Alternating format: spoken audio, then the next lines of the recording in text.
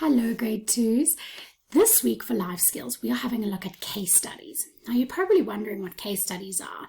Case studies are stories that are written about what people have done. So there can be case studies on doctors that you can read on flu and the different doctors that work on like a flu vaccination, for example, or we can read food ones and different types of food, so people that work with different food groups. But this week we are reading case studies on how youths make a difference, because our whole concept for Life Skills has been how we can take action and make a difference ourselves. So we're going to have a look at what children have done. Youth means children have done to make a difference. I'm just going through the learning guidelines over here, and I'm showing you activity 1. It says watch the video, and in this video I'm basically reading through the case studies with you so we can discuss them a little bit. Then we will have a look at the link, and then I'm going to explain the activity to you. Right, so let's have a look at the case studies. So the first one, his name is Boyan Slat. At just 19 years of age, Boyan Slat is undertaking the largest ocean cleanup in history. Boyan's journey started when at age 16 he went diving in Greece and was shocked by the sheer volume of plastic floating in the ocean. According to Slat, it seemed as if there was more plastic than fish. Sadly, he had a point. Every year, around 8 million metric tons of plastic finds its way into the ocean, and it is estimated that by 2050, there actually will be more plastic in the ocean than aquatic life. Not happy to sit back and let this happen, Slat began designing a solution, and by 19 years he has successfully designed and tested an environmentally friendly, efficient and effective way to remove plastic from the sea. So this is a 19-year-old boy that found there's always a problem. So he found the problem, that was there's way too much plastic in the ocean. He looked at different ways and he found a solution of something that can actually benefit. So he designed an environmentally friendly, efficient, effective way to remove plastic waste from the sea. Now that boy's only 19. That's amazing, boys and girls. So while I'm reading about Abigail Loopy, can you please listen out if there's a problem that she's solving? So here it says she's the founder of Care Girls. I'm going to start. It was a visit to her grandmother's nursing home to sing a song for her 100th birthday, which opened 10-year-old Abigail Loopy's eyes to the loneliness faced by many elderly people in care.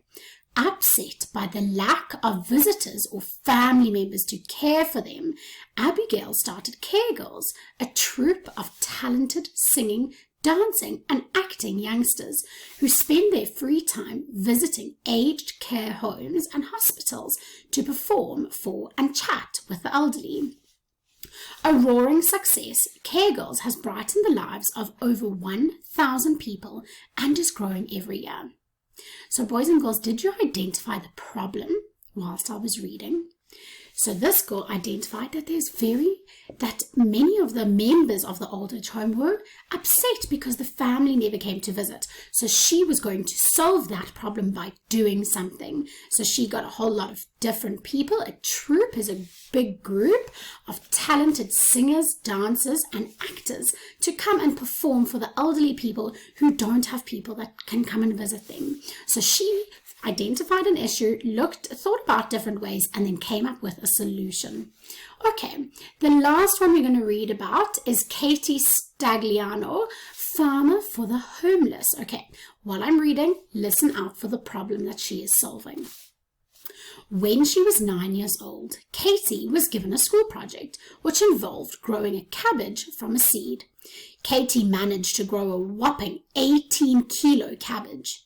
Instead of eating it herself, she took it to a local soup kitchen for the homeless, where it went on to feed over 275 people. Moved by how many people were helped with just one vegetable, Katie was determined to grow more. With this in mind, she set up a number of vegetable gardens to grow whole crops of food so she can donate it. This project became Katie's Crops, and it quickly spread out into the neighborhoods, with many young people also growing their own food for donation. So far, thousands of kilograms of food have been grown under Katie's Crops initiative, with many thousands of homeless and vulnerable people able to eat because of the vision and hard work of one girl. Right, did you notice that what the problem was? It was that she was going to feed the homeless. So it doesn't necessarily state a problem here, but this came about from a school project where she realized what she could do for her community.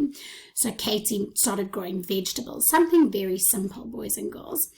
Now, let's have a look at the link. Okay, boys and girls, now we're going to look at 10 people that changed the world. It says at the top here, 10 kids that changed the world. These are all children. The first one is Jack Andraka. This is him over here. And it says that when he was born, he was an ordinary kid until a close family friend had cancer.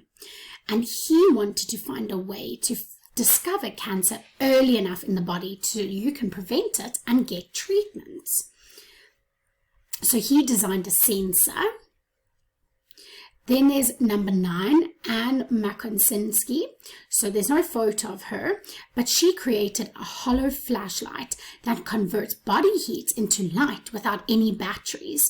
She was deeply moved when she learned that a friend in the Philippines had problems at school and there was no light at night, the only time she was free to do her homework. So she was helping children to do their homework. Then a boy named Alex Deans. He created the iAid, a navigation device to help the blind. I could picture Stewie doing something like this because he's amazing with technology. He had once helped a blind woman cross the street, and it struck him that there was no device to help the blind walk independently around their own neighborhood. So he designed iAid. Then there's Malala Yousafzai, the youngest individual ever to receive the Nobel Prize. She lived in a small town ruled by the Taliban, which banned girls from receiving any education or attending school. At the age of 11, she was writing a blog, voicing her desire for girls to continue studying. When she turned 15, Malala was shot in the head by a Taliban gunman while she was riding a bus to school. She survived the attack and was sent to a hospital where she now lives. So she didn't design anything. She wrote blog posts to try and get other girls to go to school. Number 6, Anne Frank. She wrote a book, The Diary of a Young Girl. Her family went into hiding for 2 years when the persecution of the Jewish population increased, but they were eventually arrested by the Gestapo and sent to a concentration camp. She died at the age of 16, just a couple of months before the end of the war. Her diary was published by her father and was translated into 60 different languages. She wanted to be a journalist. So what she did is she wrote about all the trauma all the stuff that was going on, and then it was published, or it was used in the history, so people understood what was going on back in all those many years ago. Then this is Elif Bilgin. At the age of 16, and after 2 years of research and failed attempts, a girl from Turkey developed a process that turns banana peels into bioplastic. This could potentially reduce petroleum-based pollution. That is amazing, boys and girls, especially because we've been looking at recycling and lots of different ways like that. We've just read in our case study about Boy and Slat. Here's Louis Braille. You've probably heard about the Braille system. Boys and girls, I'm sure we've spoken about this, and Braille is used for the blind. So it's lots of different bumps, and it helps, it's the alphabet, and different words are formed using the different, so A will have a certain design and B will have a certain design, and the people that are blind learn Braille, and this helps them to read, so they can't see, so they feel their way through and they can figure out what is being said. And that was created by a 15-year-old. Easton LaChapelle, a 14-year-old teenager, made his first robotic hand using Lego and fishing wire. He didn't stop there. Using 3D printing technology and his mainly self-taught knowledge of robotics to turn his prototype into an affordable and practical device. Boys and girls, that is incredible. And lastly, Philo Farnsworth, a 14-year-old farm boy who excelled in chemistry and physics, once consulted his high school teacher about one particular idea he was thinking about. The idea was so complex he had to draw a diagram on the board, which the teacher copied down to study. The boy was encouraged to keep working on his idea, and 7 years later, there was the first electronic television, and that was his creation. So, boys and girls, now that we've looked at many different inventions, you are going to think of a concept and then complete a PowerPoint. So you are going to think of a way in which you can change the world. If you can't think of something, Miss Smith has given you something.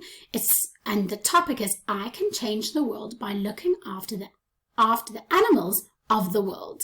So if that's what you choose, or if you can come up with your own way that you could change the world, you then answer these questions on the PowerPoint, and then you'll upload your PowerPoint onto Teams. Good luck, boys and girls.